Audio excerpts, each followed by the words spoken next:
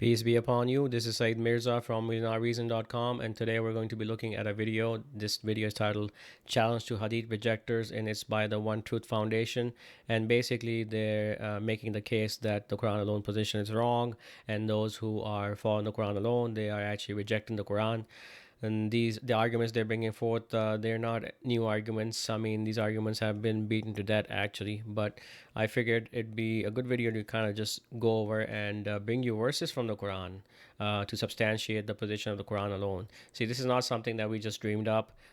This is not an ideology that I fell into or that I inherited from my ancestors. I was actually born a Sunni Muslim. I grew up in a Sunni household, and I learned the religion of Islam from my ancestors. You know, how to do the salat and the Hajj ritual. Pretty much everything that I learned from my ancestors. And whenever I questioned them, they wouldn't really have any answers for me, or they would tell me to shut up. So this is really the reality of most Muslims who are born and raised in a Sunni household. And that's how they learn the religion of Islam. They don't learn the religion of Islam by reading the Quran or by reading the Hadith. This all comes later. So, but again, let's just look at what these guys have to say, and I'll stop off and make comments. Wa alaikum wa rahmatullahi wa barakatuh.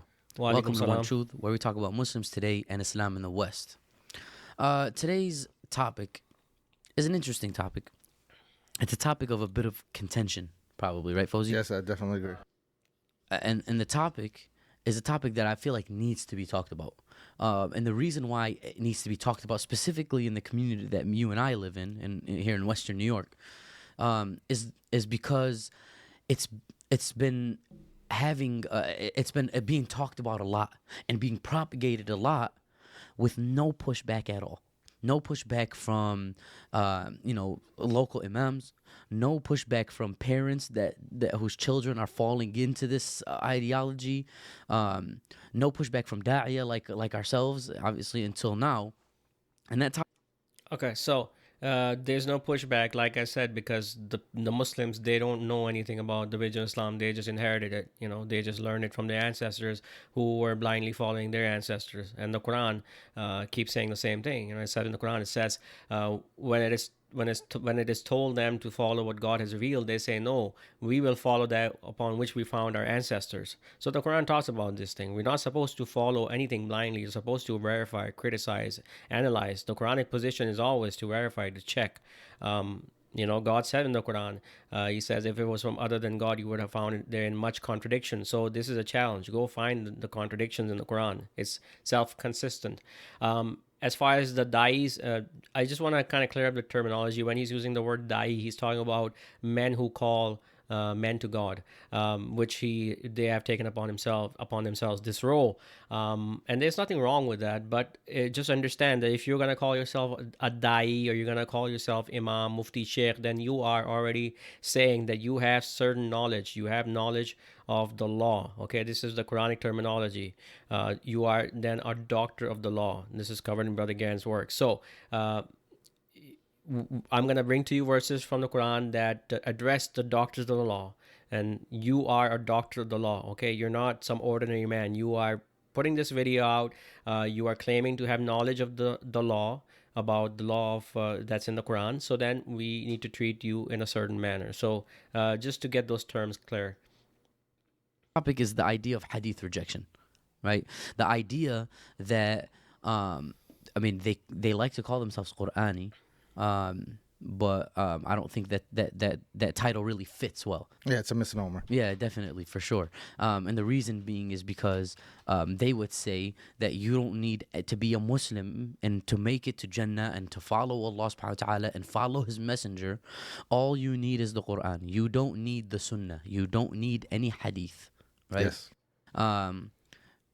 So, and the reason why I say that doesn't match, and I believe this is why you're saying that title of being a Qur'an doesn't match, is because there is no Islam without the sayings of Allah subhanahu wa ta'ala and the teachings and implementation of Muhammad sallallahu alaihi wasallam. Right? Would you agree? Definitely, without a doubt.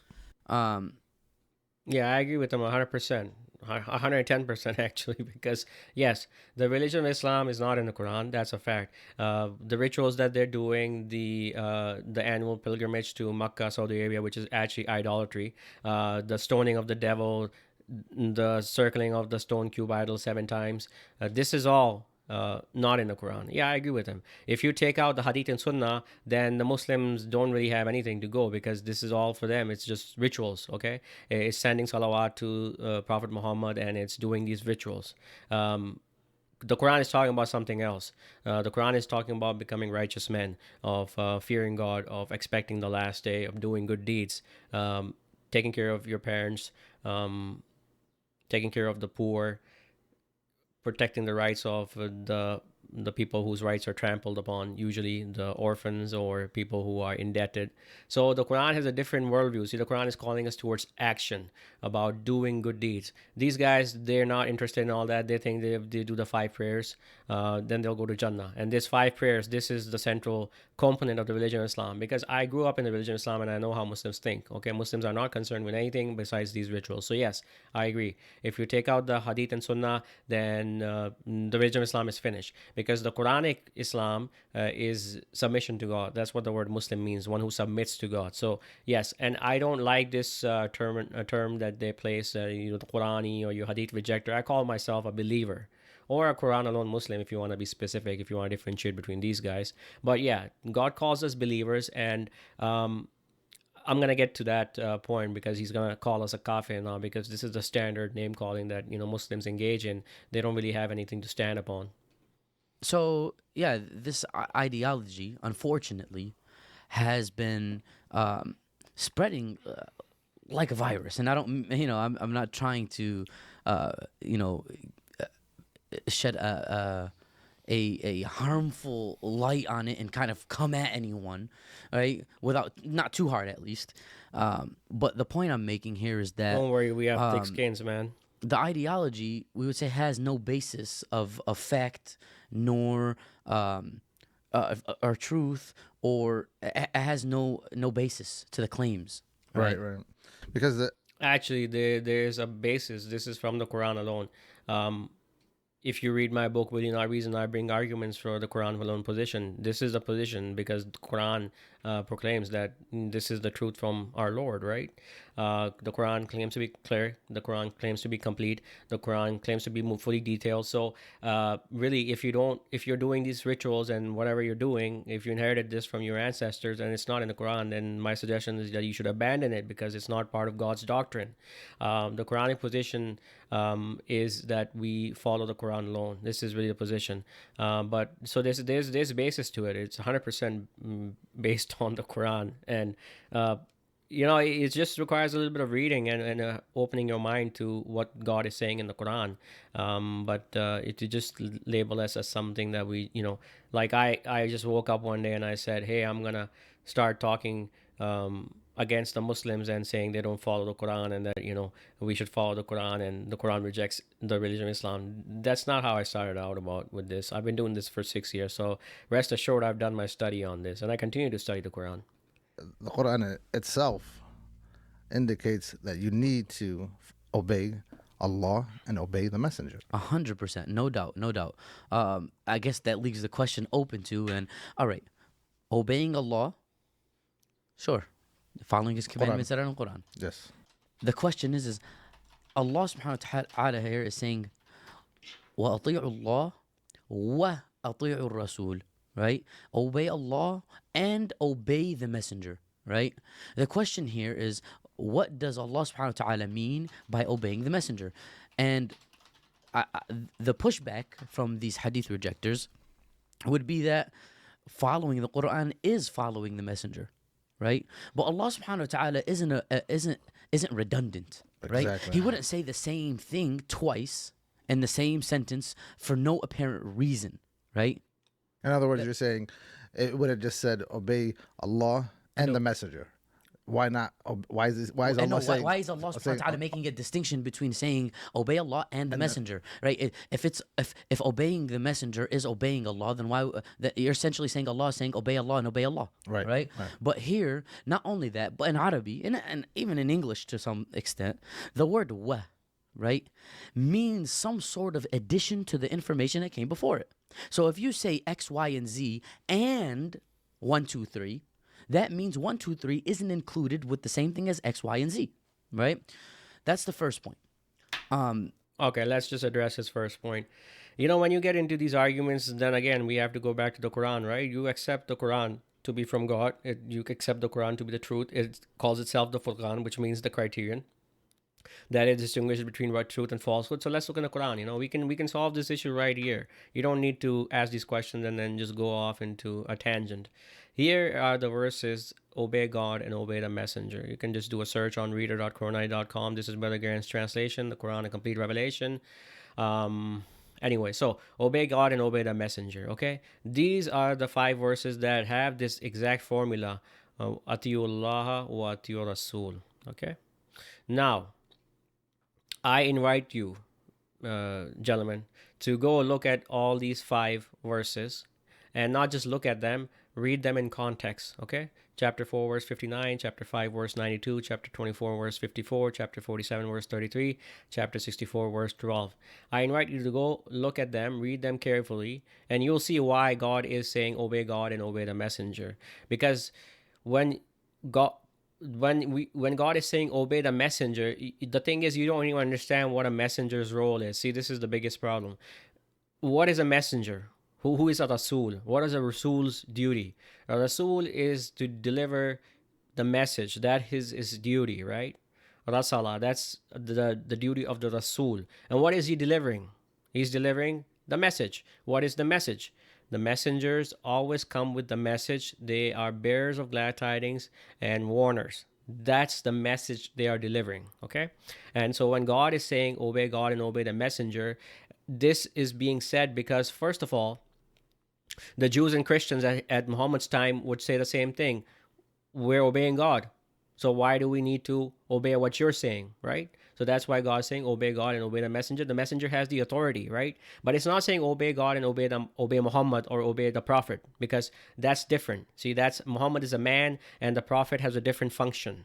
A messenger has the function of delivering a message, and the message, he cannot tamper with the message. He delivers it as is, verbatim. He's not allowed to add anything to it or take anything out from it. This is the role of the messenger. So when God is saying obey God and obey the messenger, he's saying the messenger is delivering a message, obey that. And I think the best one that I found that's concise is here. Okay, spoils of war, because this is gonna just, the thing is, you have to read the Quran carefully and try to find these answers. Okay, let's just start. This is just short. In the name of God, the Almighty and Merciful. They asked thee about the spoils of war. Say thou. Qul. In Arabic, qul. Okay? Who? Qul. Who? The messenger. Okay? The messenger is being told, say. Say what? The spoils of war are for God and the messenger, so be in prudent fear of God and make right in what is between you, and obey God and his messenger, if you be believers. The believers are but those who, when God is remembered, their hearts are afraid, and when his proofs are recited to them, it increases them in faith, and in their Lord they place their trust. Those who uphold the duty and of what we have provided them they spend. It is they who are the believers in truth. They have degrees with their Lord and forgiveness and a noble provision. Okay? Coming back again. Say thou. So this is the part you're supposed to obey the messenger, see? Muhammad was told to say something. He was acting in the capacity of a messenger. He was delivering this message, say thou. So you are to obey this message. The spoils of war are for God and the messenger, so be in prudent fear of God and make right what is between you, and obey God and his messenger, if you be believers. Okay? Now, if you search in the Quran for this say thou, which in Arabic is qul, you'll find it in 388 verses of the Quran. This is the speech of the messenger. Okay, if you want to get technical about it, that's fine. This is the speech of the messenger. Say thou. See? Qul. You're supposed to obey these things. Now, what you will notice in a lot of these things, that they're dependent on the time of the Prophet Muhammad, when he was alive, when he was acting in his role as a messenger. Okay? So, yeah, it's for those people at that time. That's just common sense. There's a lot of places in here that you cannot say that they're applicable to the believers now, because, again, the spoils of war. This was a time-dependent thing. They were asking about the spoils of war to the messenger, and the messenger was replying. He was told to say this. So it says obey God and obey the messenger who is with you, obviously. So anyway, the what the messenger said, it's preserved in the Quran. Say it out. You can go read it. And that's what you're supposed to say, what you're supposed to follow. That the sayings of the messenger that God told him to say that are preserved in the Quran. That's what it means, obey the messenger. So this is it. This obey God and obey the messenger does not mean that you're supposed to go and obey the stories written down by a man called Bukhari who came many years after Prophet Muhammad's death and compiled these things that have all sorts of falsehoods that directly contradict the Quran, and basically take you on a different path. You see, so don't use the obey God and obey the messenger argument. And this argument is not new. This I've been hearing this for the past 10-15 years when I started down this Quran alone path. So anyway, I just want to explain to you what God says in the Quran and how you can go about understanding these statements. See, so let's continue. I want to make a statement, and this might be a triggering statement, to be frank, but I'm going to say it anyways. And the statement, I'm going to make a claim first, and then I'll substantiate that claim, right? And the claim is, if one rejects hadith, and what I mean by rejecting hadith is I mean full scale, I don't take any of the hadith. I don't take anything that is claimed that Muhammad ﷺ said or did. I'm going to reject yes. all of it. Right? Yes, I do. My claim here is that if you do that, then you reject Qur'an. So the claim is, if you reject the hadith, then you in turn reject the Qur'an. And anyone, and I'm not calling any... Okay, now you saw the claim here. I want to see from the Quran how his claim is substantiated. This is a challenge to you. You go around challenging people. That's a challenge to you. Where in the Quran do you find this, that if you reject the hadith? Okay, I want this specific statement. It's not gonna do. If you're gonna make this claim, you gotta bring statements from the Quran. Where in the Quran does it say that if you reject the hadith, if you reject the sayings written down after Muhammad's death by a guy called Bukhari, or tales written down after his death, then you are what he's gonna say. He's gonna do a takfir. He's gonna call kafir. Okay, you need to bring. You're talking about God's revelation here. You can't just go around labeling people kafir or munafiq or mushrikeen. You have to have something from God's scripture that is explicit, direct. Okay, because this is not a joke. This is a serious matter to claim that someone is a kafir. anyone anything. I want to be clear. I am not calling anyone or labeling anyone anything. But I'm just going to ask a question, Fawze, and maybe you can answer it. And I'm sure anyone that's a Muslim would agree.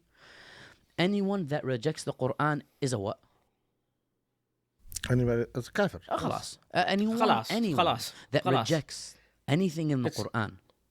Look, don't dance around. If you want to call someone a kafir, a group who has an ideology that you don't agree with, then call them a kafir. I don't understand what all this dancing around is all about.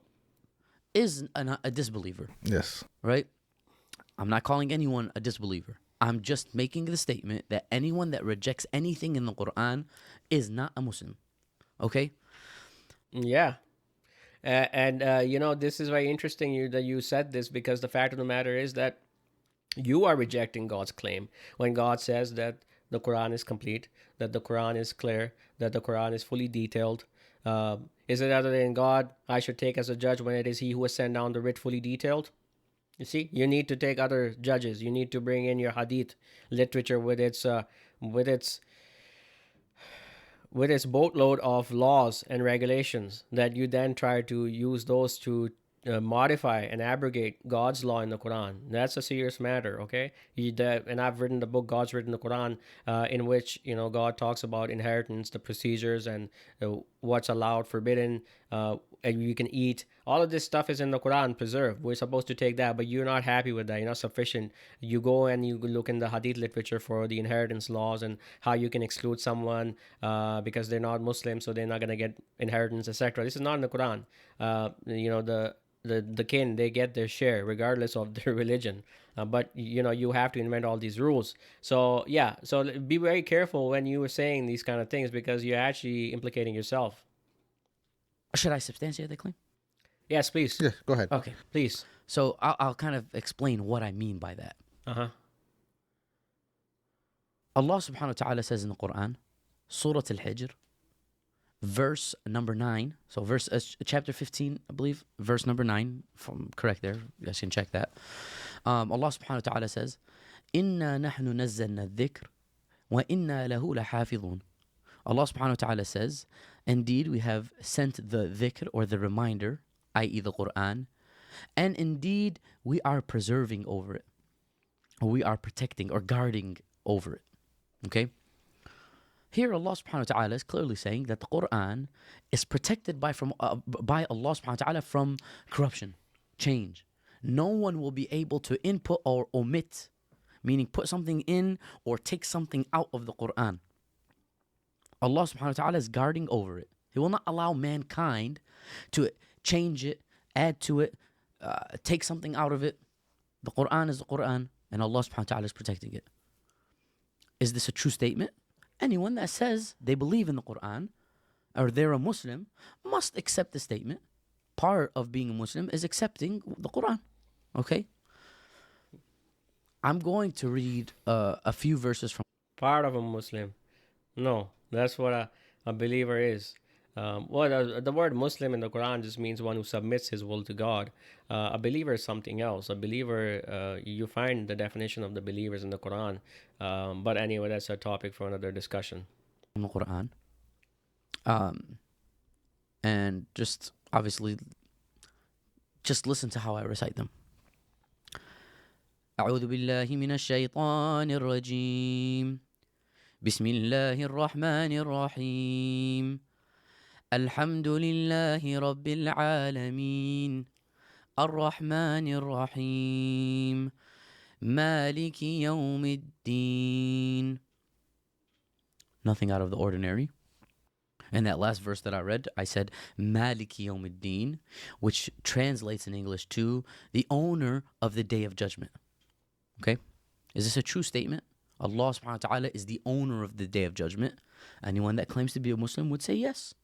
Yes, of course, Allah is the owner of everything, including the day of judgment.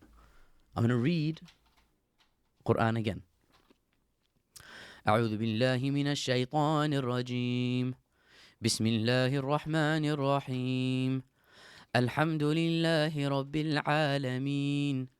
الرحمن الرحيم. ملك يوم الدين. I did something different there, obviously. What did I do different? That last verse there, I said Malik Yawm ad-Din.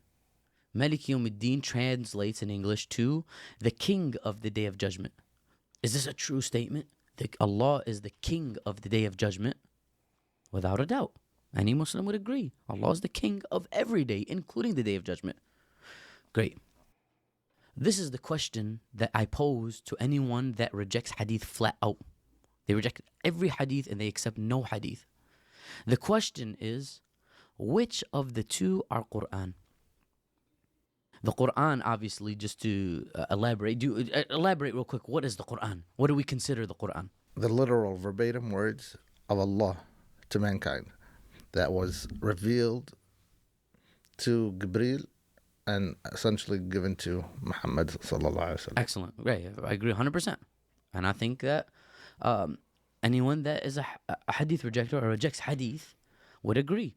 The Qur'an is the verbatim word of Allah that was transmitted or spoken to Jibreel alayhi salam, who in turn spoke those words to Muhammad sallallahu alayhi wasallam. And then Muhammad sallallahu alayhi wasallam taught his companions and so on and so forth. Actually, he didn't teach his companions. The Quran was being written down during the lifetime of Muhammad, and the Quran bears testimony to that. And we'll look at verses in the Quran that substantiate that. But first, let's just tackle this thing, okay?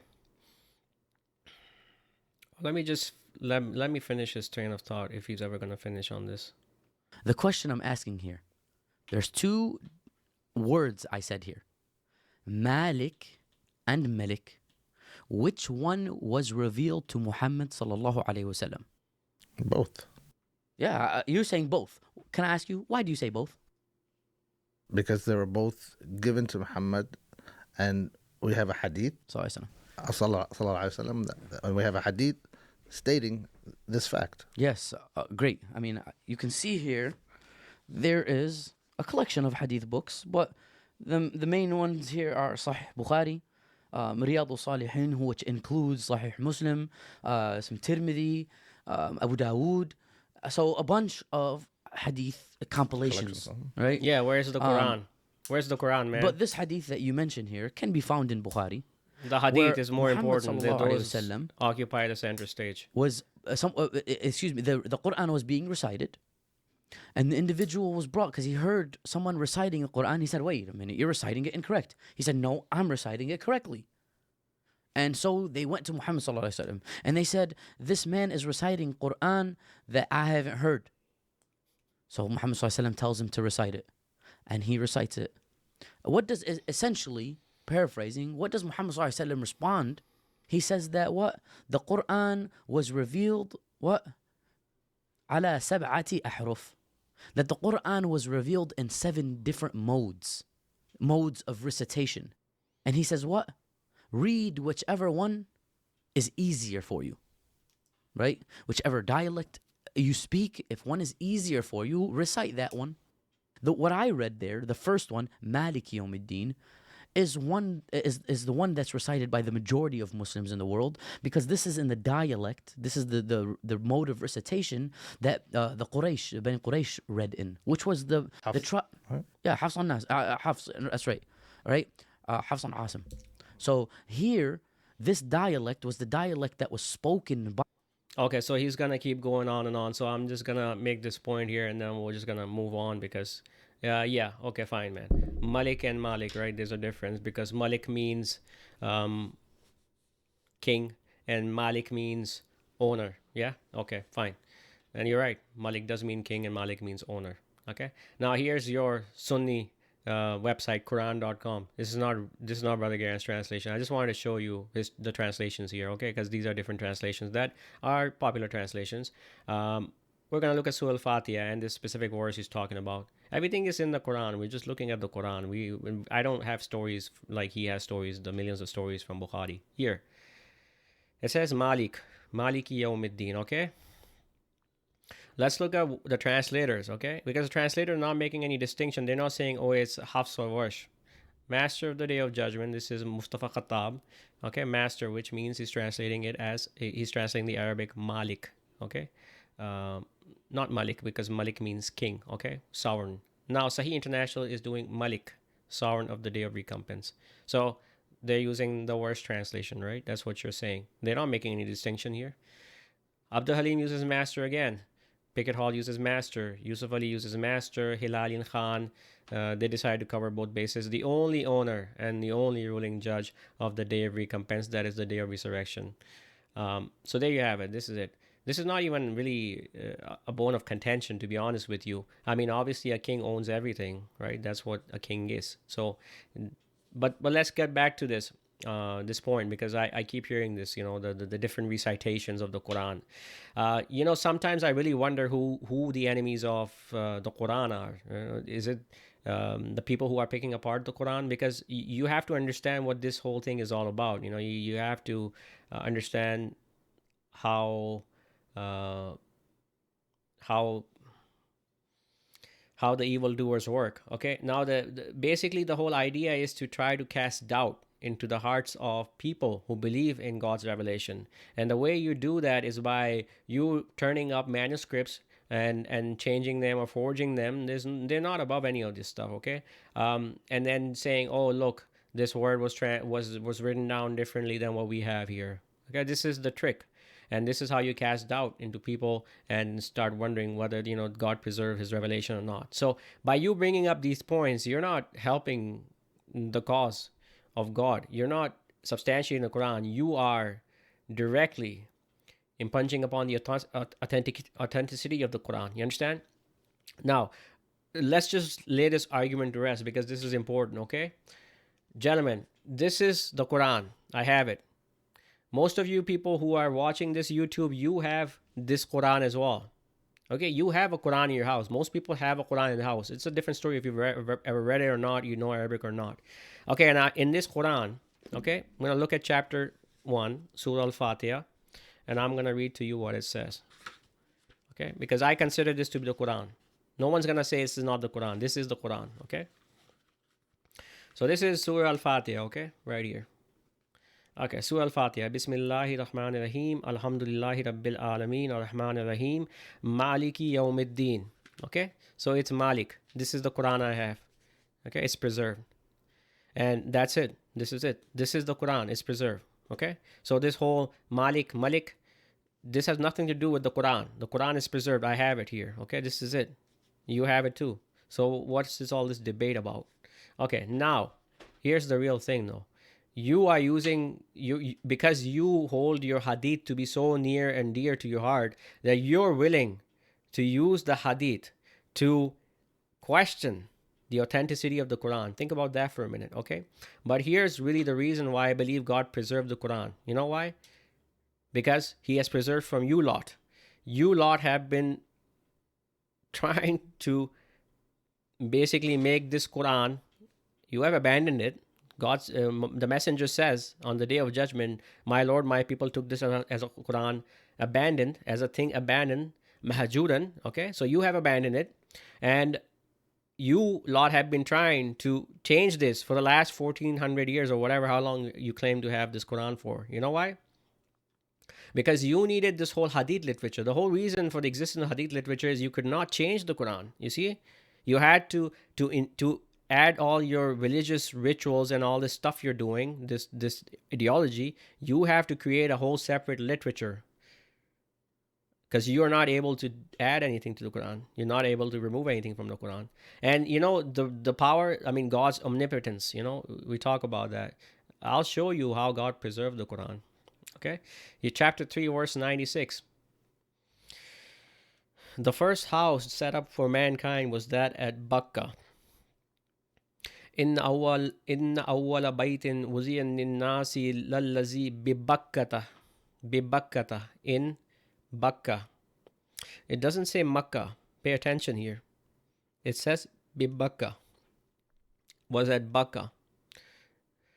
You would have loved to change this verse to say Bimakkah, in Makkah, so that your idol worshipping center in Makkah would be validated by the Quran, but you were unable to change one letter in God's revelation.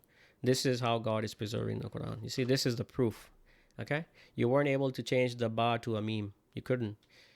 You had to come up with this whole story saying that the Bakka is the old name of the Makkah, that the city changed the name, when the word Makkah is also used in the Quran, by the way.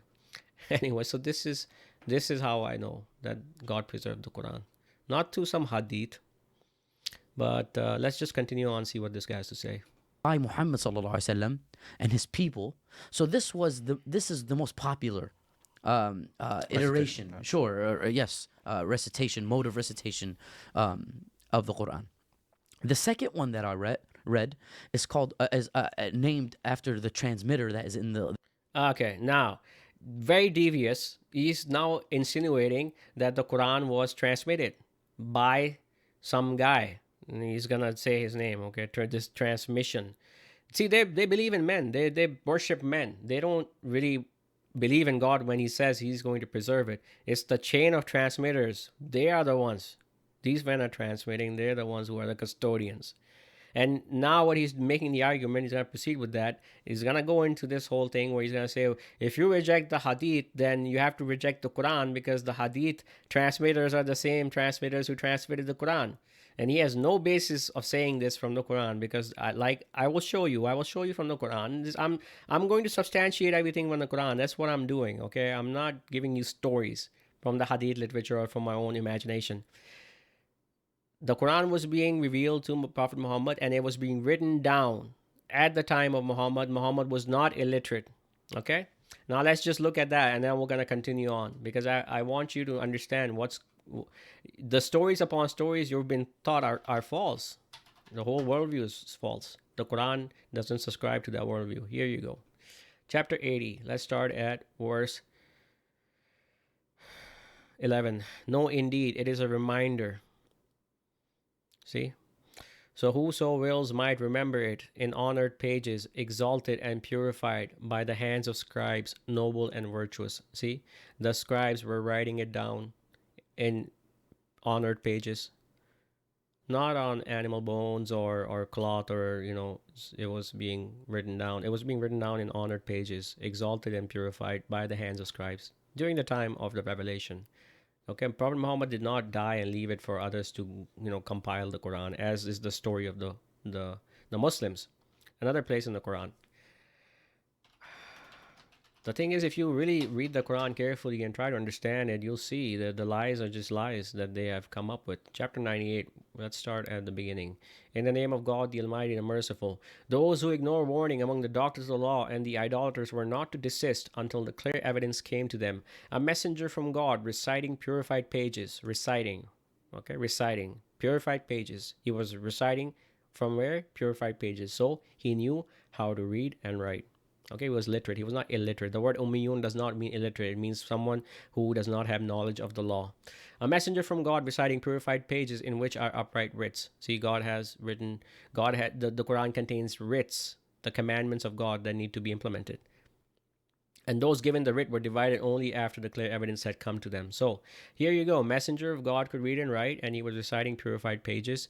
He did not leave it to the people after him to compile and transmit anything. That line of transmission, Warsh an Nafi', right? And this recitation of Warsh is widely popular in Northern Africa, Egypt, Algeria, Morocco, Libya, these Northern Africa places. The people that speak that dialect of Arabic tend to gravitate more towards this mode of recitation. You said that both are Qur'an, and I agree 100%. Why do I agree? Because there is a hadith here where Muhammad sallallahu alaihi wasallam saying that both were revealed to him. So both of them were revealed by Jibreel alayhi salam to him. He keeps saying Prophet Muhammad sallallahu alaihi wasallam said that. He didn't say this. This is Bukhari writing all these stories down. Okay, just to be clear. So he should say Bukhari wrote this down, that he heard from Abu Huraira, who heard from Abu this and Abu that he heard Aisha say it. Okay, this is what he should be saying. But these guys, they don't care. They'll just repeat the same falsehoods that they find here. See, I keep saying, where's the Quran here? In all this discussion, he just pulled out one verse from the Quran, and he's just using that as a springboard to jump into his hadith literature. See, this is the hadith literature here. This is what he really follows. The Quran is somewhere over there. He's gonna pull it out later. So now this leaves the hadith rejectors in a kind of predicament, if you will. Really? You have two choices, or three choices essentially. The first choice is to say both of them are Qur'an because they were both revealed. If that is the case, then great. Congratulations, you're no longer a hadith rejector. You accept this hadith. Excellent. Welcome to The Sunnah. welcome to the Sunnah. Exactly. Welcome to the club. That's the Sunni that's the club. first choice. The second and third choices are to say Malik Yawmiddin is Quran and Malik Yawmiddin is not Quran, or vice versa. Malik Yawmiddin is Quran and Malik Yawmiddin is not Quran. Meaning that one was revealed, the other one wasn't revealed. This is the question. No, first of all, let's just go back, and I want to warn you, doctor of the law, because this is important. You need to be warned. It's important. This is the protocol. Okay, I'm going to warn you first, and then we'll listen to the story you're going to come up with here, okay? So this is important. Chapter 3, verse 70. O doctors of the law, why deny you the proofs of God when you are bearing witness? O doctors of the law, why clothe you the truth in vanity and conceal the truth when you know? And this is also important.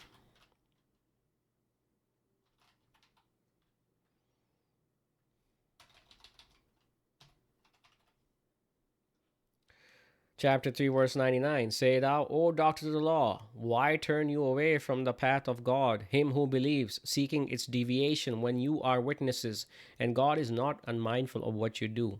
So don't turn men from the path of God and seek deviation in it. Okay? The Quran is revelation from God. It is clear, complete, fully detailed. Don't turn men away from God's revelation into your false literature. Okay? And seek deviation in the Quran. So, having given you this warning, let's continue on. Millions, the majority of Muslims other than these hadith rejectors, consider both of these Qur'an. And the majority is wrong. I'm sure you've read this in the Quran. You claim to be a da'i, right? So you know that the majority is wrong. Yeah. I just wanted you to know what you're talking about here, because if you're using the argument of the majority, if you follow the majority,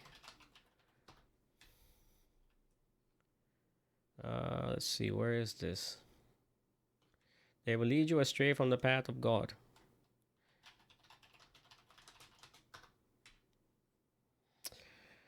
Chapter 6, verse 116. And if thou obey most of those upon the earth, they will lead thee astray from the path of God. They follow only assumption, and they are only guessing. Okay? Majority, that's not even an argument. The Quran rejects it. There are other modes of recitation as well. These are the two most popular, right? We all consider them Qur'an. We consider them revealed, and we recite them, and we say that this is the word of Allah subhanahu wa ta'ala. This is the case, and it's not revealed. Where did it come from? That's the question to be asked. Where did it come from?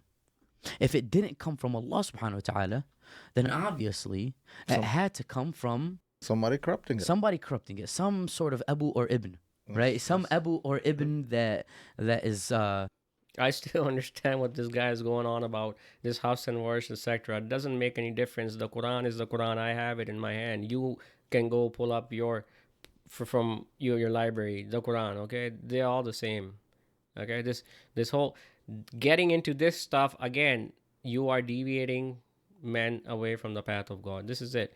And you are casting doubt in God's revelation. This is all you're doing. You're not helping. You're not helping anything. You are actually assisting those who are the enemies of God and His messenger, who are trying to cast doubt in the hearts of men that this revelation is not preserved.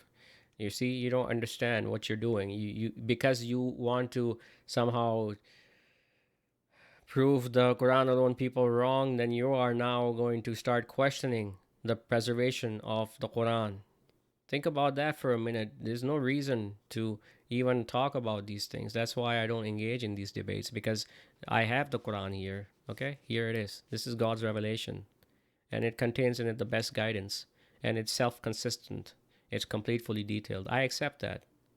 I accept that this is from God, and He has preserved it. How He has preserved it and how it has gotten to me is unimportant, to be honest with you. I have it. Okay, I have it, and God gave me access to it, and God guided me. Thanks be to God. That's really all there is to this. Not liked by these hadith rejectors, right? They would say that they made it up. They inserted this. They're saying that it's Qur'an, and it's not Qur'an. They're attributing words to Allah subhanahu wa ta'ala when Allah subhanahu wa ta'ala didn't say them. That's what they would say. Yeah, that's your bread and butter, man. That's what you do. This stack of books you have here, Sahih al-Bukhari, Muslim, blah blah blah. That's all there is in there. You're attributing things to God in these books. And what's your Hadith Qudsi all about? So I mean, it's like look in the mirror first. And the people who are actually saying that this revelation is complete, fully detailed from God, we believe in all of it, you are accusing them of inventing lies about God. What lies have we invented? God is telling us what He's telling us. That's in His revelation. We accept it. That's it. We're not adding anything to His revelation. We're not saying, something extra was given to Muhammad that's preserved in the Hadith. That's your business. Okay? Now, if you say this, if you say that any Abu or Ibn, in other words, any man, any person, right, any human being, added in addition to the Qur'an, is claiming that something is Qur'an when it's not, then here you are clearly making what is called takdeeb of the ayah. You're belying. You're saying that Allah subhanahu wa ta'ala was not telling the truth, wa na'udhu billah, right, from this falsehood. Right? But you're essentially saying that Allah subhanahu wa ta'ala said that no one will change it, yet other people were allowed to corrupt it. So here, anyone, just to ask the question again, anyone that makes takdeeb, says anything in the Quran is not true, is a what? Kafir. Khalas. And I'm not putting any of that label on anyone, right? But that just goes to show why, if you reject hadith, then you in turn reject Qur'an. That No, it doesn't show anything of that sort. Like I said again and again, the Quran claims to be clear, complete, fully detailed. I'm trying to find verses for you, but you know what? I'll just go in the Arabic. Um, let's look at this here. Search by root, right? This one is Mufassil is what God uses for the Quran. Yeah, you gotta stop using these terms takzeeb, man. Just say it outright, you know, you're rejecting. But you gotta show people you're so learned, right? Anyway. Yeah, here you go, chapter 6, verse 114. I already told you this one. Is it other than God I should seek as judge when he it is that sent down to you the writ set out and detailed? Mufassalan, see? And those to whom we gave the writ know that it is sent down from thy Lord with the truth, so be thou not of those who doubt. So those to whom we gave the writ, as in the people who were holding the writ before the Al-Kitab was given to Musa as well, they know that it is sent down from the Lord with the truth, because it contains the same things, the same laws. Okay. Chapter 6, verse 119. And what is with you that you eat not of that over which the name of God has been remembered, when he has set out and detailed to you what is forbidden, you save that you be compelled thereto? And many lead astray by their vain desires without knowledge. Thy Lord, he best knows the transgressors. Don't you have in your hadith literature all this other, that this stuff is makruh, etc., you shouldn't eat it, etc.? This is inventing lies about God. God has already told us what's allowed and forbidden in the Quran. Chapter 6, verse 126. And this is the path of thy Lord, one straight. We have set out and detailed the proofs for people who take heed. See? Go look at these verses that have the word mufassil in them. See? It's used a lot. Oh, here's another. Tafsil. Okay, tafsil. Where did it go? Yeah, here. Chapter 12, verse 111. There is in their story a lesson for men of understanding. It is not an invented narrative, but a confirmation of what is before it, and an exposition of everything, and guidance and a mercy for people who believe. See, the Quran is an exposition. Exposition means one that explains. There's others as well here. I mean, like I said, the Quran says it many times, but you are the one making takzeeb on these verses. You don't accept them. You say, no, the Quran is not clear. It's not complete, fully detailed. We need to go to secondary literature written down by a guy called Bukhari. is not even dealing with the fact of, all right, why do you reject hadith? What is the main answer that these hadith rejectors are saying is the reason as to why they reject hadith? Basically, they'll say we cannot trust the words of men because there's no way to verify, and Allah never said that he was going to protect other than the Quran. That's their claim. Okay, fair enough. No, that's not the reason I reject the hadith. I reject the hadith because the hadith is just a storybook, man. Here, chapter 39, verse 23. God has sent down the best narration, Ahsan al-Hadith. See, the best hadith. A writ of paired comparison, whereas shiver the skins of those who fear their Lord, then their skins and their hearts soften to the remembrance of God. That is the guidance of God, wherewith he guides whom he wills, and whom God sends astray for him there is no guide. So what is the guidance of God? The writ that he has sent down. It's the best narration. See, this is the guidance of God. This is why I reject the hadith, because God is saying this is the best hadith. This is the best narration. The guidance from God is the Quran. This is it. If you want to please your Lord and, hopefully, God willing, he will forgive you and enter you into the garden, you need to follow the Quran exclusively. This is the argument.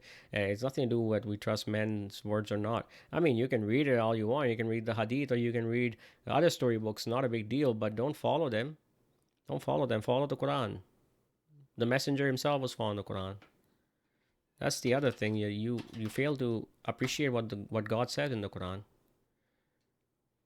See, God says here, chapter 2, verse 38, we said, get you down from it altogether, and if there comes to you guidance from me, whoso follows my guidance, no fear will be upon them, nor will they grieve. See, guidance from me, what? Well, you have the Quran now, right? That's it. So whoso follows my guidance, no fear will be upon them.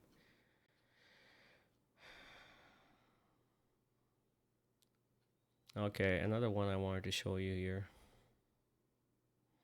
Here, Prophet Muhammad was told to judge by the Quran. Chapter 5, verse 48. And we send down to thee means Muhammad, the recipient of the Quran, the writ with the truth confirming what is before it of the writ and as a control over it. So this is the control. Okay, so judge thou between them by what God has sent down. Judge by what? By what God has sent down. What has He sent down? The writ, the Al-Kitab. And follow thou not their vain desires away from what has come to thee of the truth. So, your argument is null and void here. I mean, the Quran doesn't support it in any manner, and you have not brought any verses from the Quran to support your position besides the one that we have sent down the remembrance and we are over it custodian. That's the only verse that you're twisting to mean something else. That you just came up with this Malik stuff that I already told you is pointless. Is this not even worth considering? And by you using these things, it just shows you how weak your position really is. Non-existent, actually. There's a couple of points that you made. You made two different points. Yes. The first point was that we can't trust men. Yes. Right. The first thing is the same men that we say are transmitting these hadith that are authentic. Right. And there's a distinction there, and I'll make the distinction in a second to answer the second point you made. But the same ones that are transmitting these hadith are the same ones that transmitted the Quran. Muhammad sallallahu alaihi wasallam. This is the kind of tricks they play, man. See, I told you when he said that thing about the warsh and the house, that they named some guy, and he said that this is the guy who transmitted it. I knew he was gonna set this up because this is how their brains work. Now his argument is that the Quran is being transmitted by men. I already showed you verses from the Quran that explicitly state that the Quran was being written down by the hands of scribes, okay, and that Muhammad knew how to read and write, and he was reciting the purified pages. Now his argument is that the hadith literature, the people who were transmitting the hadith were the same ones who were transmitting the Quran. That's a big leap. I want to see what he uses to substantiate it, because he has no leg to stand upon. All of this stuff is conjecture. Reveal the Quran to me or you, right? We didn't hear the words directly from Jibril or Muhammad sallallahu alaihi wasallam, right? How do we know today that the Quran? Yeah, let's bring the Quran out now. How can we be confident that every single word in this book here is the word of Allah subhanahu wa ta'ala? You didn't hear it directly from Jibril alayhi salam. Then you disbelieve in the Quran. That's all there is to it. If you're not sure about that, every word in this is from God, then you're a disbeliever. This is an open and shut case. This is a serious matter, because for you to say these kind of things, you're casting doubt in God's revelation. I mean, are we not agreeing on this one thing, that this is from God and that is preserved? That should be the starting point for our discussion. We shouldn't have to go back and this is an argument you would have with a Christian or a Hindu, that you have to try to convince them this is from God and that it's preserved. So this is not really we both agree. We should both agree that this is from God. I say it's from God. I'm saying it's preserved. This is it. I have it in my hand. But let's look at what he has to say, because he's going to talk about the chain of transmissions here, which is the science of hadith. This is their thing. The science of hadith. The science. Let's look at the science. You didn't hear it directly from Muhammad sallallahu alaihi wasallam. How do you know? It's called the chain of transmission. What we call the sanad. A little bit of education for those that reject hadith, that probably don't even know what makes up a hadith. The sanad. Yeah, we know. At least I know. Sanad, and that's the chain of transmissions, and then there's the matan, that's the content. It's not a big deal, man. Look, the thing is, I have studied the hadith too. I actually, when I got serious about the religion of Islam, I was born and raised in a Sunni family, and I drifted away from the religion of Islam. I went to school and got a degree, etc., and started doing a job. I was living in America, obviously, so I didn't really care for all this religion stuff. And there's a lot of here obviously people don't care, so I drifted away from the religion of Islam, started doing the namaz, and didn't really care for it. But then I had an existential crisis, and I started looking into the religion of Islam, and I started reading the hadith. Actually, I started reading the hadith first. I read a lot of hadiths, and then then God guided me. I repented to him. God guided him. This is all God's doing. I don't really have a part in this. God guided me. Okay, God guided me to the truth, and then I saw. Okay, and so I know all about the hadith, and your hadiths always they start out with what? With the chain of transmissions, right? That Abu Huraira said this because he heard it from Abu this and Abu that, and it traces back all the way to Muhammad, right? Where in the Quran is there any chain of transmissions? Where? You see it in the surah? Do you see it in the surah? No. Do you see it at the beginning of the Quran? No, there's nothing. This Quran, there's no chain of transmissions here. What does that mean to you? Huh? Where's your chain of transmissions for the Quran? There's no chain of transmissions for the Quran because the Quran is a revelation from God and He has preserved it, and it was written down at the time of Muhammad and preserved. Okay? There's no chain of transmissions here. I don't believe the Quran to be preserved and from God because I'm relying on a chain of transmissions or that someone told me that this is from God. I actually studied the Quran very carefully, and I found it to be a self-consistent book, logical, reasonable, and it's guiding to the best path, the best conduct. And I followed it. And when I started following it, I started seeing that God was saying was the truth. See? When God was showing me, when I was doing these things, God was increasing me in knowledge, and I started believing in the Quran. This is faith. Okay, faith is verifiable. It's not. It's experiential. You experience it. Okay, and that's how you believe. So it's nothing to do with the chain of transmissions. Sanad is the chain of narration, right? And in the transmission of the Quran, I mentioned there Hafs an Asim and Warsh an Nafi', two different men, right? And the chain from those men can be followed from them to Muhammad sallallahu alaihi wasallam. So here, when you read the Quran, you're reading what was transmitted by men. No, this is the whole thing.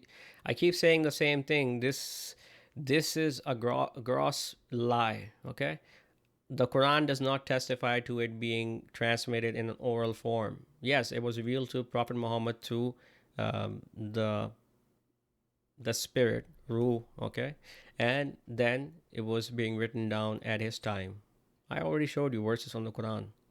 This is no transmission going on because this is again one of those things. This religion of Islam, they've really done a number on the Quran. They've really tried to hide the truth, and they've succeeded. Most people don't even know because they don't read the Quran. They don't know what God is saying in the Quran, and they just follow these guys. Right?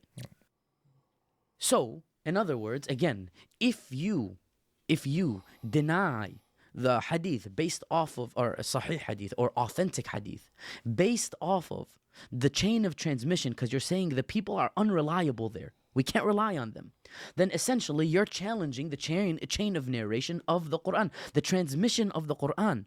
You're challenging and saying the people that transmitted this Quran cannot be trusted.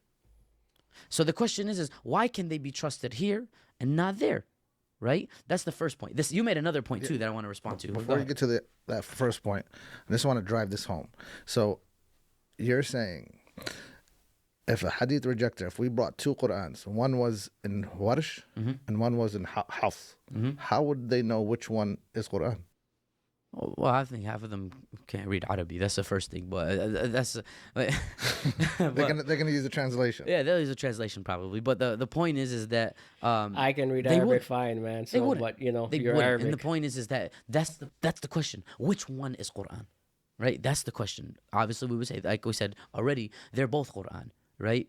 But obviously, we substantiate that with hadith. Yes. Right.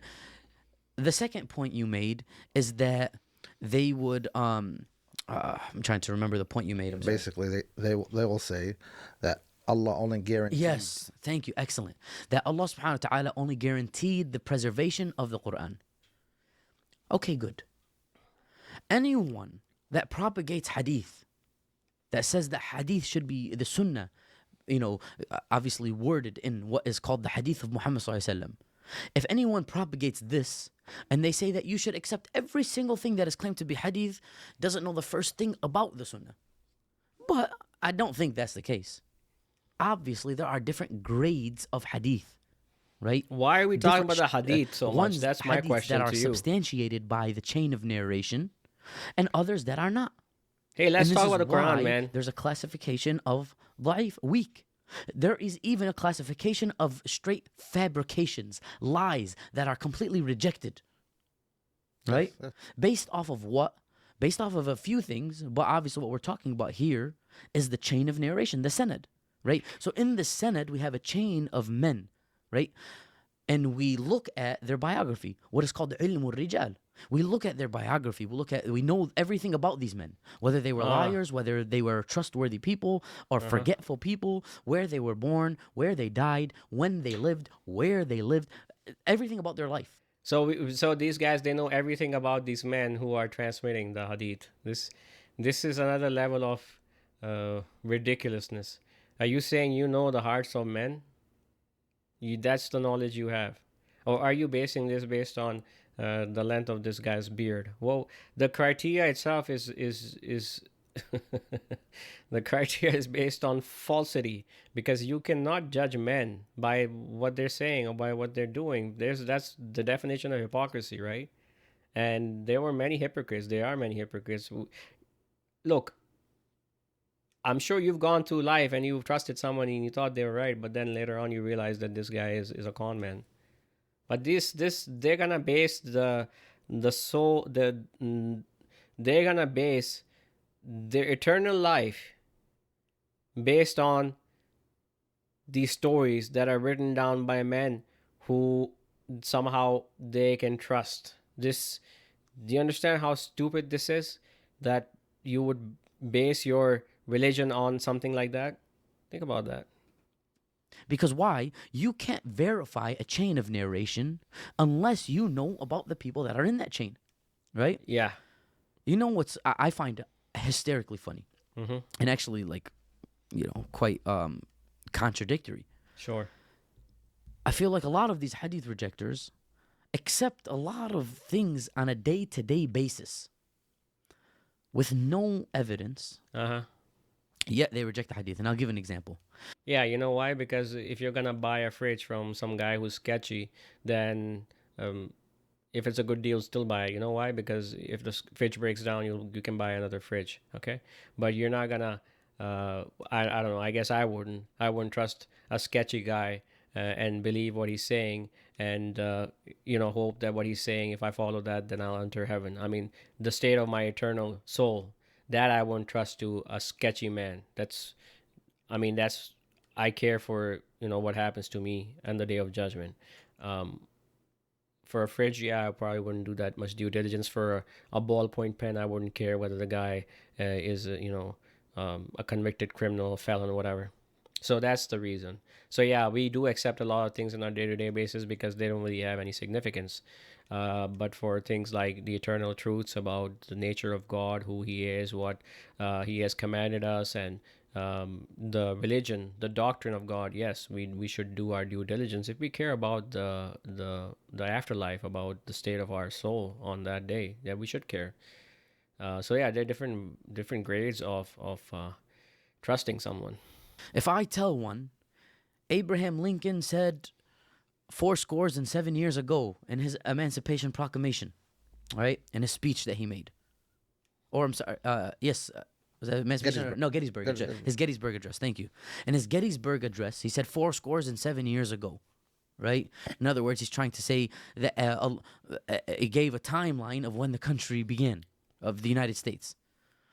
This is the question. How can you verify that Abraham Lincoln actually said those words? I don't think any of these, if one read in a book, or they were told, or they heard that Abraham Lincoln said this, I don't think for 1 second they would deny it, let alone challenge it like they do the hadith, right? The question is what is the verifiable evidence that Abraham Lincoln actually said this? We don't have video evidence of him saying this. Yeah. How do we know he said this? Doesn't matter. Oh, they would say, well, people were around and they heard it. Great. That's what the hadith says. This is the difference. Look, Lincoln would have said, "We landed on the moon. Congratulations, a small step for man and a great leap for mankind." Okay, fine. Who cares? You just move on with your life. Does that have any bearing on your life? That's why you're not gonna verify it, because it doesn't matter. Now, if Abraham Lincoln came up and he said, "Look, I've been given this information from God, and it says that you need to do this and this, and you need to avoid this and this, otherwise you will enter in the fire. Then that's a different level of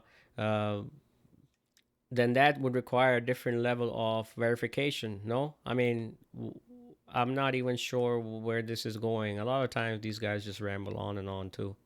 Who heard Abraham Lincoln say it? Right? Not only, what were they like? Were they trustworthy people? Were they people who ever lied? Were they people that were fabricators or ever forgetful people?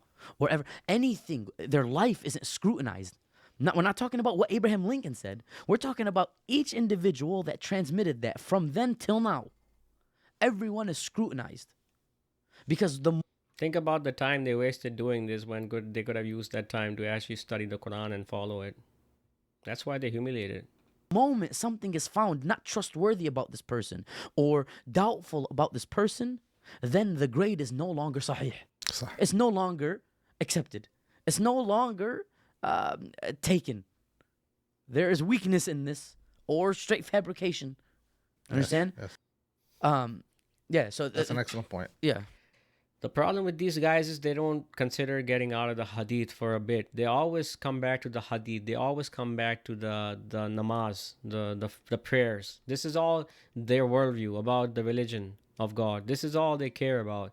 They're not interested in standing up for the truth, about reading God's scripture carefully, about warning mankind, about doing their due diligence on the Quran, about increasing their faith, about giving in charity, about doing good for the community. Not Muslim community, the people they live around. They don't care about any of this stuff. To them, it's all this Bukhari storytelling time or the how to pray. If you ever go to the masjids, I've been to countless of their Friday weekly sermons, and I just got sick and tired of them just talking about the hadith. They might bring up one verse from the Quran, two verses from the Quran, and then the rest of it's the hadith tales by Bukhari. This is all they're wrapped up into. Unfortunately, God guides whom He wills. I'm not here to guide anyone. The reason for making this video is to have it out there for people who are sincere about the truth and who are questioning the religion they have inherited from their ancestors, and who are somehow being misled by these guys who are claiming the Quran alone doesn't have any position. These guys are illiterate. They don't even know Arabic, or like there's yeah, I'm not an Arab, but I did learn Arabic, the Quranic Arabic, and yeah, I studied the Quranic Arabic very carefully and the lexicons and all that. So you can't just go around, just using that as an excuse that these guys don't know Arabic, unless you're saying that the Quran is only for Arabs, when God said this is a guidance for mankind. The Arabs, I've lived in Kuwait, so I know about Arabs, and anyway, if you've encountered Arabs, then you know that having a scripture in your language is not gonna have any effect on your heart unless God opens your heart to the truth. Very excellent point. Yeah. The funny thing is that many of these hadith rejectors, when you talk to them, they don't even know anything about the hadith methodology. Yes. You're talking Nothing. right now, you're telling them They're about ignorant. the sanad, They're ignorant. and the grading of sahih. You are and the this and most this. learned men. This is You really ask it. them anything about these terms, the methodology, they have no clue on 100%. Yeah. You know what? The Bible thumpers, when I talk to them, they also say the same thing. They say, you don't know anything about the Bible, and the Bible, the Word of God, and this and that, and, deliverance and salvation, and the Spirit. And yeah, so I don't care for your book, man. I care for the Quran. Let's talk about the Quran, Why should I go and look in your false literature and try to understand it when I know it's false? Doesn't make any sense. Why don't we, since we agree that God sent down this revelation to Muhammad and it's been preserved, why don't we look in the Quran and see what your position is all about? You don't have any basis from the Quran. This is really what it comes down to. what this is. Yeah. Yet they're rejecting it. How I find that ironic. How can someone reject a thing when they don't even know what it is? Yeah. You know what that's like? You know why? Because God says that the Quran, the Quran is guidance for mankind. The Quran is the truth, right? You accept that, right? So why would you go to something else besides the truth? What is there after truth? You Hey, see? bro, that's like me saying, I hate the food at whatever restaurant, and you say, "Oh, what do they got on their menu?" I'm like, "I don't know." Bro, how can you criticize, and not only criticize, completely outright reject something when you can't even explain that thing, right? I mean, ask any Muslim why they reject other religion. They're going to say, "Oh, well, they worship another god, well, they do this, they do that," whatever reason as to why. They can Right. give a reason. The reasons that these hadith rejectors give as to why they reject hadith, like I said, are unsubstantiated. Another claim made by these individuals. You know, this guy will keep talking on, and unfortunately, I have to go through the whole video. Otherwise, you know, it might be like, oh, you're not giving him justice. So I have to sit through this whole thing. But I will make a point here. I think that's important. Is that he asked in this rambling that he was doing, he said, why do they reject the hadith? Okay. And so the counterpoint to that is that why should we accept the hadith? Why? When I already told you that God's revelation is fully detailed, not me saying it, that's God himself. In his revelation, he's saying it's fully detailed. That is an exposition of all things, that it contains in it guidance. Okay? So why do I need to go to something else? What's the point? We already dismantled your argument about obey God and obey the messenger. So again, this has nothing to do with the hadith. See, the thing is that the Qur'an is sufficient. This is the point you don't get through your head, because the thing is, if you came to this position, the Qur'an alone position, you would have to abandon your rituals, and that's something you're not going to do. You're not going to do that. You're not going to abandon your rituals, okay? The stuff you've learned from your ancestors. The worshipping the stone idol in Makkah, Saudi Arabia, or the 5 namaz. You're not going to abandon that. This is the problem. It's difficult, I know. But yeah, if you're following God's guidance, then you have to. This is really what it is. You have to come afresh to God's guidance. And you know, they keep talking about following the hadith. You know, an average Muslim doesn't know anything about the hadith or the Quran. He's just mindlessly doing something, you know. Where did this guy learn how to do namaz? Because I'll tell you how I learned how to do namaz. My grandmother taught me. Most people, their relatives, their uncle, father, or mother, whoever, they taught them how to do namaz. Nobody went in the hadith literature and looked that up. But now the problem is, if you go ask them, they need to have something. They can't just say we're following our ancestors blindly because the Quran says don't do that. So then they have to go and pull this out from their hadith literature, and they're gonna pull out bits and pieces from here and there and say, oh, here's the namaz. Or, you know, if they still don't want to abandon the rituals, they say, oh, we follow Quran alone, they're going to go and look in the Quran and try to piece together things like sajada and ruku and etc., and they're going to try to make that into a ritual. But the Quran doesn't give them in one go all of this stuff. This is a big problem for them, because they're inventing stuff and then they're attributing it to God. This is all there is to it. Is that hadith contradicts Quran. And I'm going to make a claim here. There is no such thing, and I challenge, this is a challenge for any hadith rejecter that's watching this, that had the guile to sit through this and watch up to this point. Here is the complete collection of Sahih Bukhari. We'll just stick with Sahih Bukhari, okay? We'll stick with Bukhari. Here's the collection of Sahih Bukhari, meaning that here is the collection or the compilation of what he graded as authentic. There are hadith where he graded them weak based off of the chain of narration, right? Or the matan, the body of it, what was said or did, right? Those are not included in the Sahih Bukhari. So this is my claim. Give me one hadith that contradicts Qur'an in Sahih Bukhari. That's a challenge. And the point is, why I'm making that point, is because one of the principles to grade something a sahih is that it cannot contradict Quran. The moment somebody says, Muhammad sallallahu alaihi wasallam said, and then they say, even with a chain of narration or whatever it is, and they give something that contradicts Quran, rejected. Oh. Rejected. Not only that, but anyone that's in that person transmitting that is rejected. Oh, okay. So now we're not only gonna take this one, we're not gonna take nothing from him. Yeah. You know what I mean? Yeah. There is nothing that criticizes, scrutinizes, what was the word I'm looking for? Analyzes. Nothing that does these things more than the science of hadith. The science of hadith is the most rigorous the most rigorous form of verification of anything in history. There is nothing that happened yesterday or the day before that or in perpetuity of history that is verifiable like the hadith. Nothing. You can't even tell me what your dad said with more verification than the hadith verifies. And I promise you that. So that's the point of these hadith rejectors. And the problem is the hubris. I think these guys propagate things which, to be honest, what it seems like is that it's all led by desire. A lot of it is led by desire, Yeah, right? yeah. Because why? The question Vain of, all desires. right, so how do you know how to salli? Salli the way I want. I salli. Many of them. This is comedic, man. So yeah, we follow our vain desires. We follow the Quran, okay, to the best of our ability. Okay, nobody is perfect. When you try to follow it as best as you can, you're following vain desire. This is the kind of stuff you end up with when you start making these grand claims. Unfortunately, think about your position for a minute, man. Someone here accepts the Quran in totality, that he's saying it's preserved, and he believes in it, and he follows it to the best of his ability, tries to study it carefully and implement it in his life. He's following vain desires, okay? And by the way, because I'm swimming in Sunnis here, okay? I have Sunni family, okay, in the U.S. I live in the U.S., but I'm surrounded by Sunnis, okay?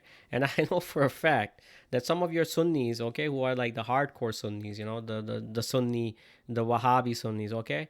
They routinely change their scholars, okay? The scholars they follow, because you have the different scholars. You have the liberal scholars, you have the hardline scholars, you have the, Daniel Haqiqat the Jew said that you had the compassionate imams. Okay, you have all these scholars and imams. These guys, some of my relatives, they changed their position. Okay, they fall in some sheikh or imam or mufti for a couple of years, and then now they don't like what he says because they've downloaded the latest update from the mainstream media or some propaganda piece, or maybe the imam, he changed his position because he's getting funding from a different source.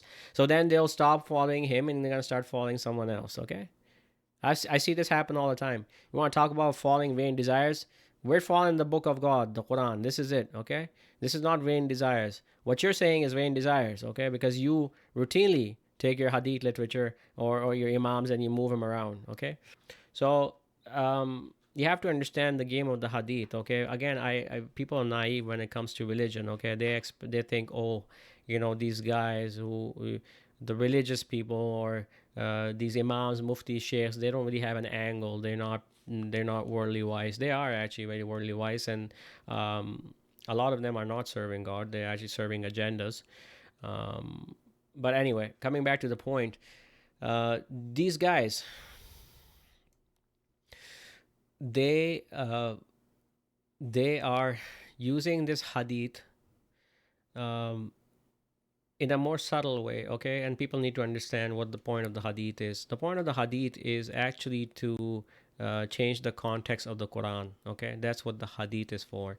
It's to change the context of the Quran so you read the verse of the Quran in a certain manner, a certain mindset, and you don't understand that verse, and you understand it the way they want you to understand it. This is really the point of hadith.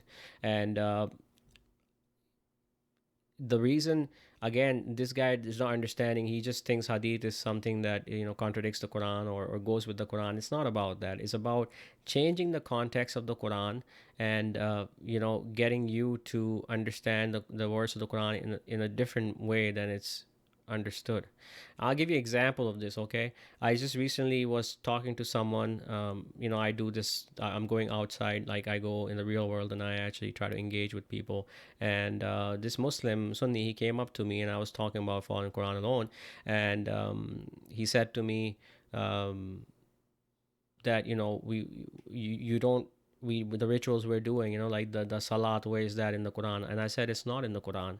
And then I quoted to him the verse in the Quran where it says that when it is said to them, follow what God has sent down, they say, nay, we follow what we found our ancestors. And he said this verse was revealed during the time of Prophet Muhammad when he was speaking to the Quraysh. So this verse has to do with the people of Quraysh who were doing, like, worshipping idols. So this is the way he understood it. So, he's not understanding that it's just a general verse that's talking about all men in all times. that all men, most men, are following what their ancestors were doing. And so this is how insidious the hadith is.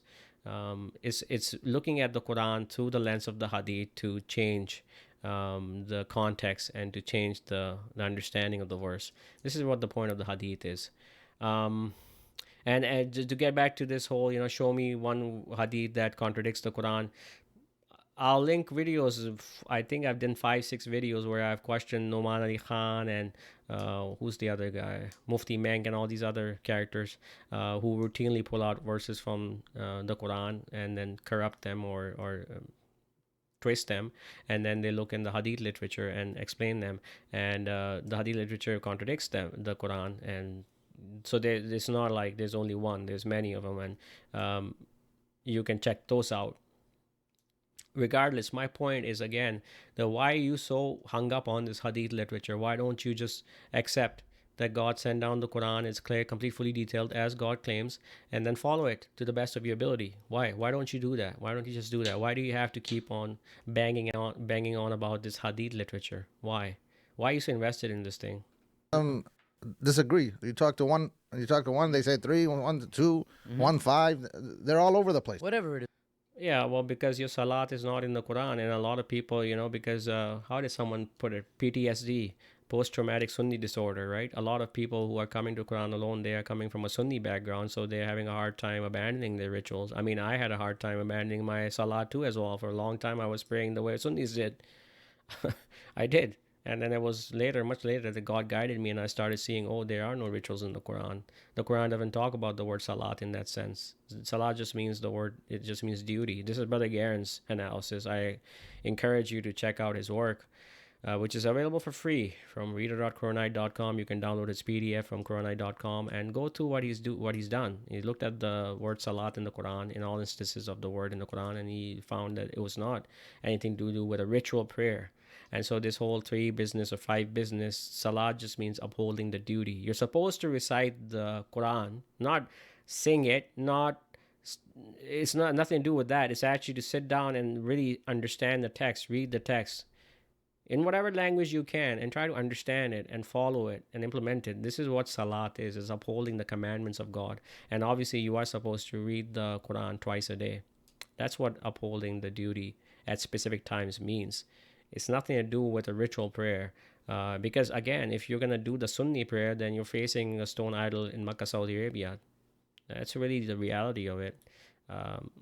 Anyway, that's a topic for another time. I've made videos on this thing. I mean, what am I approaching 300 videos now? Whatever it is, bro. You wanna do something that the hadith forbids. They're gonna say, well, it's not in the Quran, so I can do it. Right? Like I said, it's just allowing certain things that might be outlawed in the Quran, in the hadith, but obviously it's substantiated by the Quran. Right? We'll say that first, and that's why I said nothing in there contradicts the Quran. They want to be Muslims, meaning the one a person who submits their will to Allah, yet they don't want to do what Allah commands because most of the commandments are explained in the hadith. Yes. I challenge you, okay? You keep challenging others. I challenge you, whoever you are, Mr. Who is it? Fawze? Yeah, Fawze. Mr. Fawze, I challenge you. Find me one verse in the Quran where God says that he has explained it in the hadith.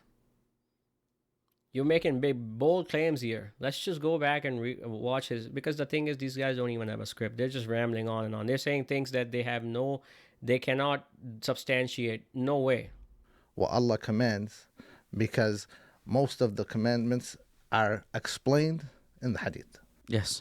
I couldn't agree. So most of the commandments are explained in the hadith according to what? Your vain desires, your conjecture. Where in the Quran does it say this? You need to bring verses from the Quran. This won't do, gentlemen. So these individuals, what they do is they claim truth by ascribing to the Quran, yet what explains the Quran, the Hadith, and the prophetic Again, I keep going back to the Quran. The Quran is an explanation. Are you saying that you need an explanation to explain an explanation? Is this what you're saying? Chapter 25, verse 33. And they bring thee not a similitude, say, we bring thee the truth and better in explanation. Quran, tafsir, see? Tafsir. The Quran is itself an explanation. You need an explanation for an explanation. Chapter 17, verse 12. And we appointed the night and the day as two proofs, and we erase the proof of the night and make the proof of day sight-giving, that you might seek favor of your Lord, and that you might know the number of years and the reckoning. And everything have we set out and detailed with full explanation. Understand the Quran, what the Quran is saying. You're rejecting this verse, by the way, and many other verses like it. Takzib, according to you. Takzib.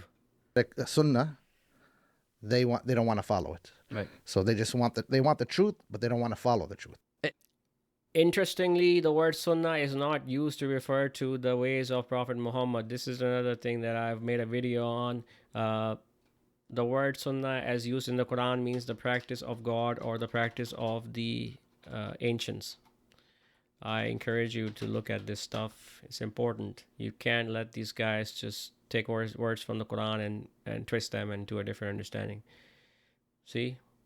وَقَدْ خَلَّتْ سُنَّةُ الْأَوَّلِينَ. They believe not in it, and the practice of the former peoples has passed away. What was the practice of the former peoples was what?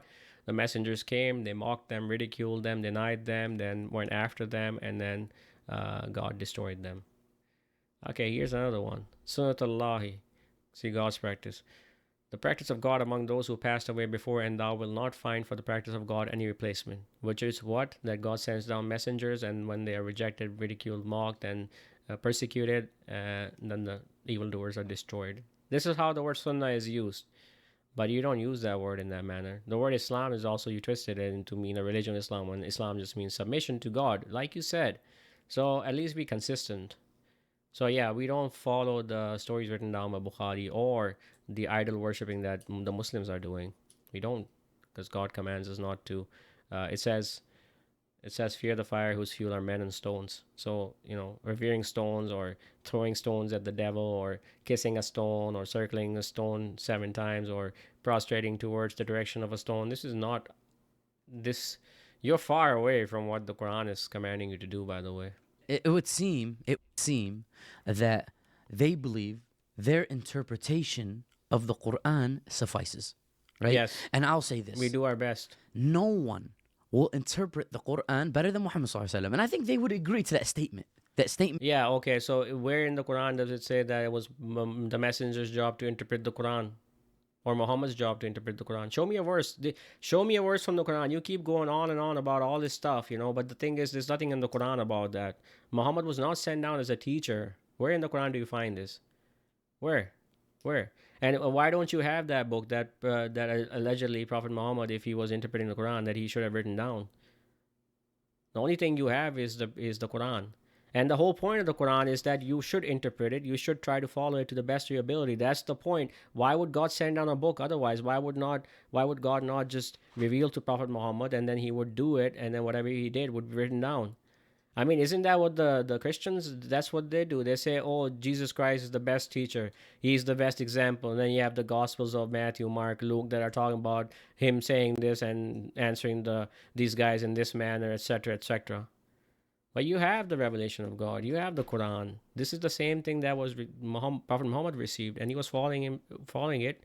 You should follow it too. That's the whole point of you getting this book and why God preserved it. So now you're making the claim that Prophet Muhammad was a teacher and he interpreted the Quran. Where do you find this in the Quran?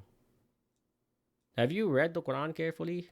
Itself, who would interpret interpret the Quran and be able to Embody it. embody the Quran or apply the Quran's teachings to life, to your daily life, right? Because the Quran is not just something that is good for gives you the warm fuzzies inside. It does that, of course, but it's a guide for every single day life. It's a guide for your everyday life. It's a guide for how to have a family. Yeah, see, the thing with this guy is that he wants to be a robot, and this is what the Sunnah is really all about. This whole religion of Islam, it's gonna dictate everything. The moment you wake up to the moment you sleep, everything in your life, you turn into a robot. God is giving you basic guidelines. He's giving you the commandments that He has given you, the hudud of Allah, which are the limitations, and then it's up to you to use your best judgment. Isn't that why God gave you reasoning? You can act. Okay, that's what when God said Khalifa, is a viceroy, it means someone who has the ability to act, to make decisions. Okay, so yeah, they would love for you to see. This is why this guy is dressed up in this manner too, with this tobe on, because he supposedly this is how Muhammad and his followers were dressing. It's a guide for how to govern a society. It's a guide for Yeah. everything. It needs to be applied. It needs to be applied. There's no way to live out the Quran unless you're applying it every day, Yep. Yeah, throughout then- every situation. And how do you do that? By reading the Quran every day and remembering what's in it and trying your best to apply it. If you don't read it every day, how are you going to remember? The thing is, this guy says all these things, but this is how you do it. And then he's going after people who are saying, do it, do this, follow the Quran, read the Quran daily to apply it. But this guy, he says this, but then he's going to go back into his cult. Every single thing that you do. So now, who is going to know how to do that better? You or Muhammad sallallahu alaihi wasallam? And if you answer Muhammad sallallahu alaihi wasallam, great. So how now, if Allah subhanahu wa ta'ala is telling us to obey the messenger, to follow the messenger, how can you follow him in your daily life if you don't know what he did? Or I'm not saying you don't know what he did. You reject everything that claims to what he did, whether it's substantiated or not. No, you're just making a blanket statement. I don't want to take none of it. You know what I'm saying? Yes. Yeah. Because there is something to be said that it's not saying that like Sahih Bukhari included everything in his compilation of Sahih that Muslim did. Sahih Bukhari has less authentic hadith than Muslim did. And the reason why is because Bukhari had a more rigorous form of authenticating hadith. He was more rigorous. So in his, he said, You no, love I'm Bukhari, not right? going to take this based off of things that Muslim said, all right, there's no reason not to take it. So Bukhari was more stringent Have you on his met process Bukhari? of accepting it. He was more critical of what he put in his collection of authentic sayings and actions of Muhammad sallallahu alaihi wasallam. So we would say, I think one of Yeah, go ahead. the things we might have missed Yeah. is that this Yeah. is a big thing that the hadith rejectors do. Okay. They say or they claim the hadith came 200 years after the Rasul. that's completely Sallallahu false. alaihi wasallam. That's completely not understanding the sanad Yeah. at all. Okay. So Because why do they say that? why do they say that? Because they say Because Bukhari came 200 years after. Exactly. Yeah. You know what's Can funny? we talk And I about the just wanna Quran, make- guys? The irony in this. The irony in this is that we hear that all the time from Christians. You're making the same argument that the Christians make, and it's actually funny. Why? Because that's not understanding the sanad at all. If you open up any of these, if I open up any of these, any hadith, immediately, as soon as it starts, حدثنا سليمان ibn Harb, حدثنا حماد ibn Zayd. Right away. So there's a whole chain of all the way up to where Bukhari. So Bukhari is saying, I heard it from this person, and this person told this person, all the way, سمعت or قال رسول الله صلى الله عليه وسلم, all the way there. And that's why I said here, this chain can be scrutinized. If you haven't, and I'm not, that's why I said it's not. What's there to scrutinize? What's there to scrutinize? You reject the whole thing. It has nothing to do. Why are you wasting time on these books? That's really my point. You have all these books sitting here, and the Quran is over there, and that shows you all you need to know about what these guys give preference to. I keep hearing the word Bukhari in here. Why don't we talk about the Quran? Why don't we talk about the verses in the Quran? Why don't we bring verses from the Quran to substantiate our position? You just brought that one verse, and then after that, it's just been Bukhari this, Bukhari that. You don't understand the transmission. You reject the Quran because you reject the Hadith. I mean, it's getting repetitive, man. It's just, I mean, it's sad, really. I mean, if you think about it, the amount of, and these guys are actually like, seems like they're Western educated. So you would think they would have a little bit of more of a critical thinking, but these guys are spewing the same garbage that some guy from Pakistan or Saudi Arabia or Qatar would say this same thing, the same thing. This Bukhari, this worship of this man Bukhari, who basically is the founder of the religion. Really, that's what it is. I'm not saying that no one can reject hadith ever. No. You can say, I don't take this hadith as authentic with evidence. The question in here is, first of all, what is the evidence? You have two ways of negating or saying, I'm not taking a hadith. Right? Either you find a flaw in the sanad. So in the chain of narration, you say, here's a flaw. This person was this person can't be trusted, this person did this in their life, something wrong with the chain. This person wasn't even around at this time, something along those lines. Right. You have to find a flaw in the sanad. Yes. Or you find a flaw in the metan. Yep. You say the metan, this goes against the Qur'an. Yes. Right? So now, this is the point. Right? This was the challenge. In Sahih Bukhari, and first of all, if you're not doing that, then you're literally making claims that you're not substantiated. That's why I'm saying the word not substantiated. There is no evidence behind these claims that hadith is rejected. If you reject anything, fine, reject it. But at least give a reason as to why. Exactly. Actual reason. Not just because you don't like it. Exactly. Right? Yeah, so the Quranic verses are not actual reasoning for him. I've shown you verses from the Quran. He's probably heard this argument before. I mean, these are verses from the Quran that talk about the Quran being fully detailed, guidance from God, the best of narrations, the best of hadith. And what narration after this will they believe? This is the Quranic position. This is what God keeps saying in the Quran and again. So these are the reasons. We don't need your hadith.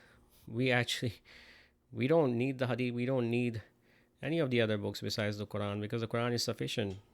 I don't think you really understand what the Quran is. That's really your point, the problem, actually. The Quran is guidance from God, and it is the truth, and it has been preserved. Okay? There's no lies in it. It's the truth. And you if you try to really understand it, sit down and actually read it carefully, you won't go to any other books, because you'll just keep coming back to it and think about it. That's what happens. You start to really ponder on the verses of God, and you see the signs of God around you. It strengthens your faith, and then you follow God's guidance. I don't know. I don't think he really understands the Quran, and that what the Quran is. Quran is the word of God. It is. I don't know. I guess it's hard to explain it. It's someone who's read the Quran carefully, and he sees what it is. Then all this stuff is just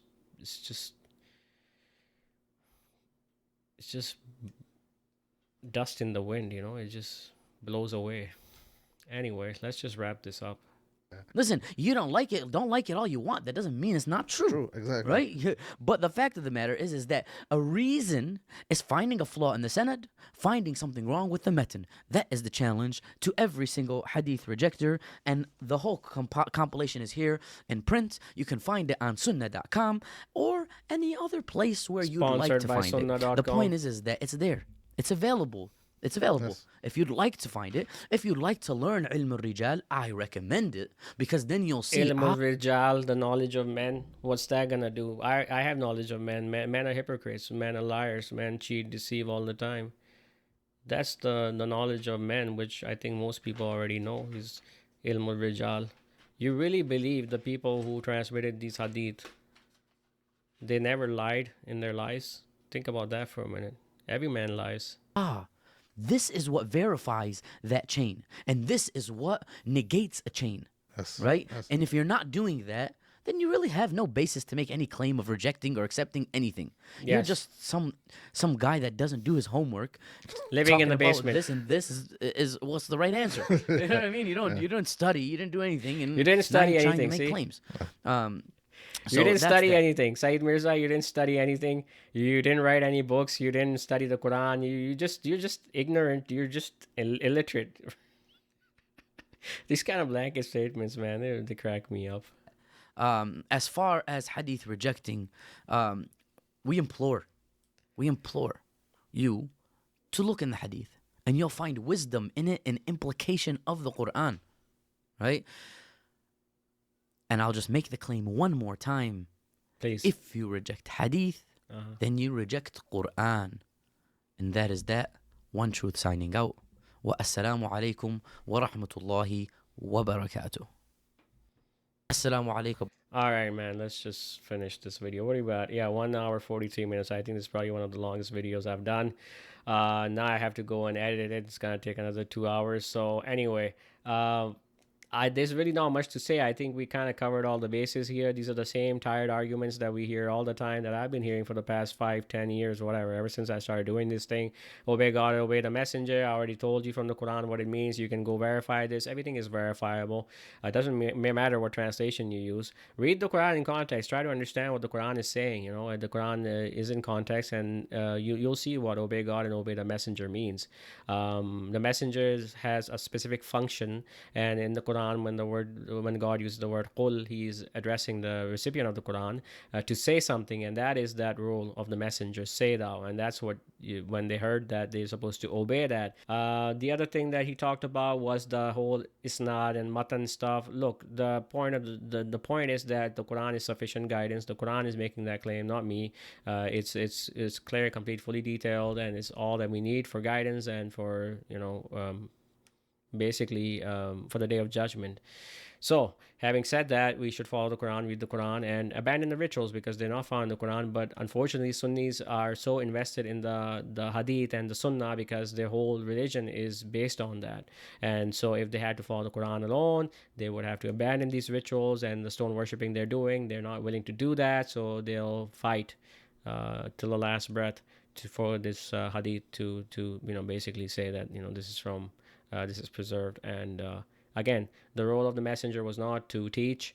Nowhere in the Quran is that I haven't found it, and I've read the Quran many times. If you find it, please do let me know.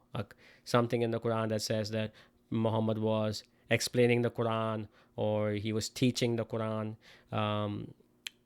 There is one place in the Quran that talks about being men of God to study the writ, so I'll pull that up for you. But again, that's just a general statement. That's something that we need to do, be men of God, and that you study and teach the writ.